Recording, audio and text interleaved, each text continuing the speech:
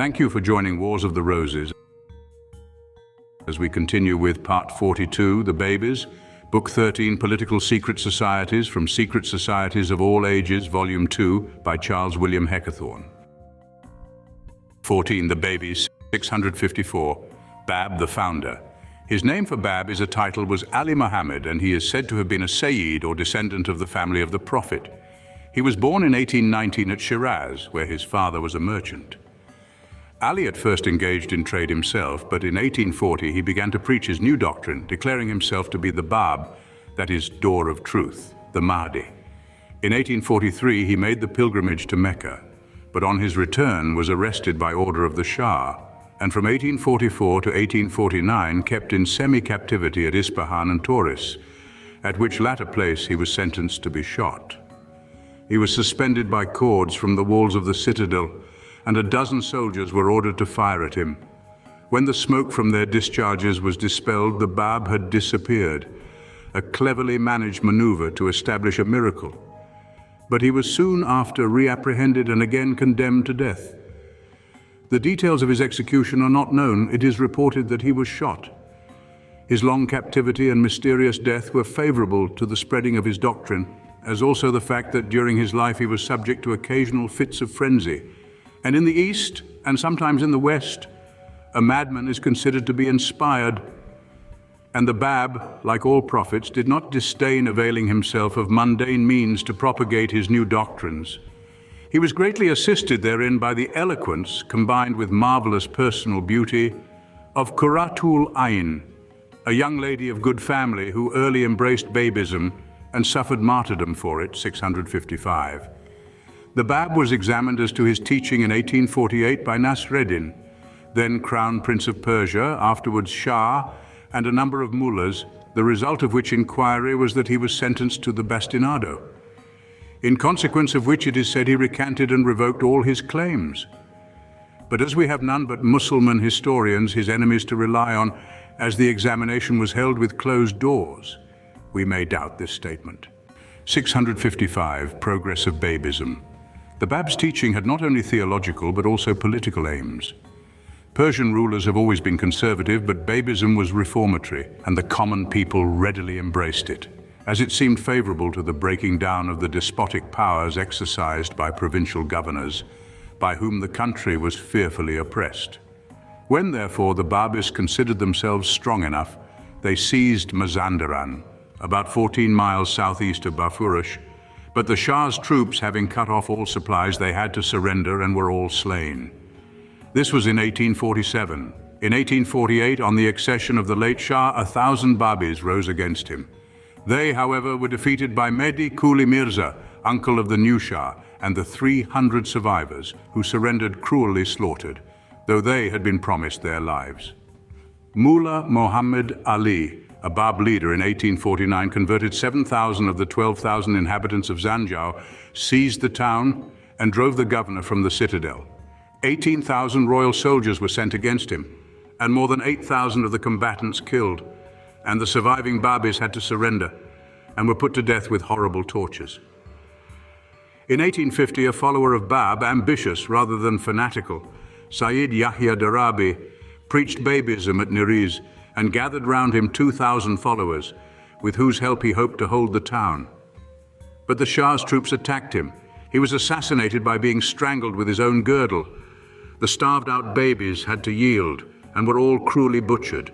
In 1852, some Babis attempted to murder the Shah. The inquiry following thereon proved that at Ispahan and in all the great towns of Persia, there was a vast association of Babis and Lutis, whose object was the overthrow of the reigning dynasty. All convicted of Babism were seized and executed openly or in secret. Terrible scenes were enacted by the Shah's orders in many towns of Persia during a reign of terror, which lasted nearly 2 years. The Shah's anger at the attempt, but especially his alarm, was so great that to test the loyalty of his subjects, he devised the devilish scheme, as one writer calls it, of making all classes of society share in the revenge he took on the Babis. Thus, the man who had fired the shot which wounded the king was killed by the Farashis, literally the carpet spreaders, but officially the lictors of Eastern rulers. They first tortured him by the insertion of lighted candles in incisions made in his body. When the candles were burnt down to the flesh, the fire was for some time fed by that. In the end, he was sawn in two. The master of the horse and the attendants of the royal stables showed their loyalty by nailing red-hot horseshoes to the feet of the victim handed over to them, and finally broke up his head and body with clubs and nails. Another Babi had his eyes plucked out by the artillerymen and was then blown from a gun. Another Babi was killed by the merchants and shopkeepers of Tehran, every one of whom inflicted a wound on him until he died. Vambery, in his Wanderings and Experiences in Persia, mentions one Qasim of Niriz, who was shod with red-hot horseshoes, had burning candles inserted in his body, all his teeth torn out, and was eventually killed by having his skull smashed in with a club. These are but a few specimens of the cruelties inflicted by order of the amiable gentleman who, on his visits to this country, was so loudly cheered by the assembled crowds. Among the victims of that persecution was Qurratul Ain, the consolation of eyes, a beautiful and accomplished woman who professed and preached Babism. The manner of her death is uncertain. Some say she was burnt, others that she was strangled. Dr. Polak, who actually witnessed her execution in his Persia, the Land and its Inhabitants, simply says, "I was a witness to the execution of Qurratul Ain, which was performed by the Minister of War and his adjutants. The beautiful woman underwent her slow death with superhuman fortitude." He gives no details as to the manner of it. In spite of this persecution, or rather in consequence of it, Babis spread with astonishing rapidity throughout Persia, even penetrating into India. Not only the lower classes, but persons of education and wealth have joined the sect. The only portion of the Persian population not affected by its doctrines appear to be the Nusayriya and the Christians. 656 Babi Doctrine. It is contained in the Biyan, the Expositor, attributed to the Bab himself, and consisting of 3 parts written at different periods. It is to a great extent rhapsodical, frequently unintelligible. It abounds with mysticism, degenerate Platonism, beliefs borrowed from the Guebres, vestiges of magism, and in many places displays the influence of a transformed Christianity and French philosophy of the last century, propagated as far as Persia through Masonic lodges, though they were never tolerated in Persia. We shall see further on how one recently established came to grief. The Babi Quran inculcates, among other superstitions, the wearing of amulets, men in the form of a star, women in that of a circle.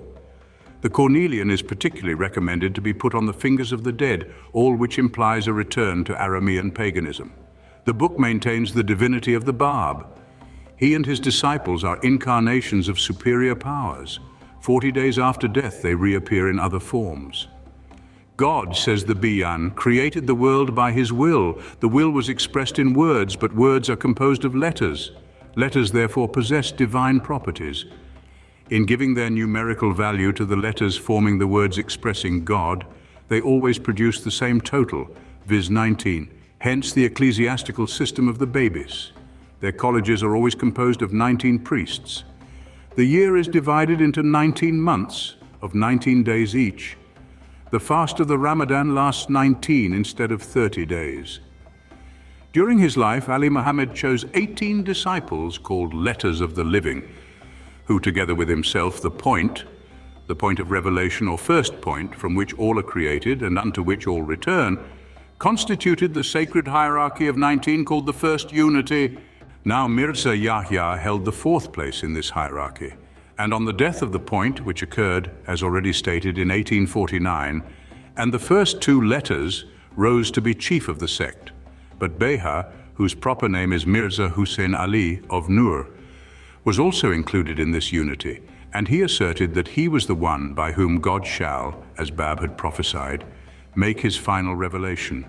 For be it observed, the Babi Quran, which at present consists of 11 parts only, shall, when complete, contain 19, and when that revelation is made, Babism will be finished, and with it will come the end of this present world.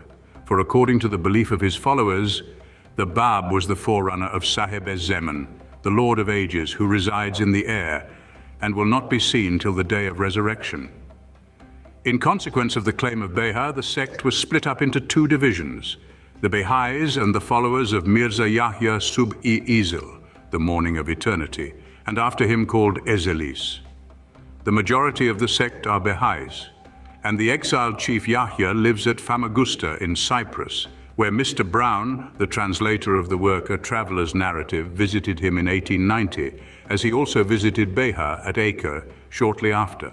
The Babis are so far in advance of their Eastern brethren that they wish to raise the status of woman, maintaining that she is entitled to the same civil rights as man, and one of their first endeavors to attain that end is that of abolishing the veil. Various charges, as against all new sects, are made against them. They are accused of being communists, of allowing 9 husbands to a woman, of drinking wine, and of other unlawful practices. But proofs are wanting. It is said that they have special modes of salutation and wear a ring of peculiar form by which they recognize one another. They arrange their hair in a characteristic manner and, as a rule, are clothed in white. All which practices on the part of people who have to conceal their opinions appears very strange to outsiders. The Bab forbade the use of tobacco, but the prohibition was withdrawn by Beha. Though only half a century old, the sect already possesses a mass of controversial writings on points of faith, for in all ages men have disputed most on what they understood least. The Babis may yet become a great power in the East. In the meantime, they afford us an excellent opportunity of watching within our own day the genesis and development of a new religious creed, in which vast power and authority is conferred on the priests, greatly overshadowing that of the king himself, unless he is a member of the sect, which in fact, if the creed becomes paramount, he must be to preserve his dignity. For according to the teaching of the founder, he who is not a Babi has no right to any possession, has no civil status. To enhance the influence of the priests, divine service is to be performed with the utmost pomp. The temples are to be adorned with the costliest productions of nature and art. But it is certain the doctrines of the Babis suit neither the Sunnites nor the Shiites, the latter of whom are the dominant religious party in Persia, and who particularly objected to the Bab's claim of being the promised Mahdi, whose advent was to be ushered in by prodigious signs, which, however, were not witnessed in the Bab's case. The latter also was opposed by the new Shaykhi school. Early in this century, Sheikh Ahmad of Asa preached a new doctrine considered heterodox by true believers. Still, he found many adherents, and on his death about the year 1827 was succeeded by his disciple Haji Sayyid Kazim of Resht. He died in 1844, prophesying the coming of one greater than himself. Then Mirza Ali Muhammad, who came in contact with some disciples of the deceased Sayyid Kazim, saw his opportunity and proclaimed himself the Bab. The old Shaykhi party strongly supported him, but some of the followers of Sayyid Kazim did not accept the new prophet and became, as the new Shaykhi party, his most violent persecutors. The Bab consequently called the leader of the latter party the quintessence of hellfire, whilst he in his turn wrote a treatise against the Bab entitled The Crushing of Falsehood. From such mutual courtesies, the transition to mutual recrimination and accusation of objectionable teaching and practice is easy, and consequently quite usual, and therefore not to be too readily believed. 657. Recent history of Babism. The fearful reprisals the late Shah in 1852 took on the sect of the Babis, whatever may be thought of their moral aspect, appear to have had the desired political effect. From that day till the recent assassination of the Shah, the outcome of old grievances, and of an uncalled-for renewal of a fierce persecution, they have committed no overt act of hostility against the Persian government or people, though their number and strength are now double what they were in 1852. But this has not softened the feeling of the Shah or of the mullahs against them. This was clearly shown in 1863. In that year, a Persian who had traveled in Europe suggested to the Shah the establishment of a Masonic lodge, with himself as the Grand Master, whereby he would have a moral guarantee of the fidelity of his subjects, since all persons of importance and influence would no doubt become members, and Masonic oaths cannot be broken. The Shah granted permission without, however, being initiated himself. A lodge called the Feramush Khanek, the House of Oblivion, since on leaving the lodge the member was supposed to forget all he had seen in it, was speedily opened, and the Shah urged all his courtiers to join it. He then questioned them as to what they had seen in it, but their answers were unsatisfactory. They had listened to some moral discourse, drunk tea and smoked. The Shah could not understand that the terrible mysteries of Freemasonry, of which he had heard so much, could amount to no more than this. He therefore surmised that a great deal was withheld from him and became dissatisfied.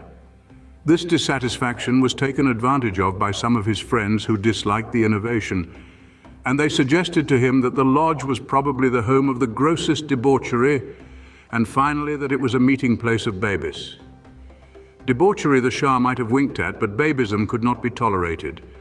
The lodge was immediately ordered to be closed, and the author of its establishment banished from Persia. In quite recent times, the Babis have undergone grievous persecutions. In 1888, Sayyid Hassan and Sayyid Hussein were put to death by order of the then Shah's eldest son, Prince Zilu's Sultan, for refusing to abjure Babism. When dead, their bodies were dragged by the feet through the street and bazaars of Ispahan and cast out of the gate beyond the city walls. In the month of October of the same year, Aga Mirza Ashraf of Abaid was murdered for his religion, and the mullahs mutilated the poor body in the most savage manner. In 1890, the Babi inhabitants of a district called Sede were attacked by a mob, and 7 or 8 of them killed and their bodies burnt with oil. But it appears that on various occasions, the Shah restrained the fanaticism of would-be persecutors of the Babis. It did not, however, save him from the vengeance sworn against him by the sect for former persecutions. On the 1st of May, 1896, Nasreddin Shah, the defender of the faith, was shot in the mosque of Shah Abdulazim near Tehran and died immediately after he was brought back to the city. The assassin, who was at once arrested, was Mirza Mohammad Reza of Kirman, a follower of Jamal ed-Din, who was exiled for an attempt at dethroning the Shah in 1891. After Jamal's departure, Mohammad Reza was imprisoned. After some time, he was set free, but continuing to speak against the Persian government, he was again imprisoned, but some time after, obtained his release and even a pension from the Shah.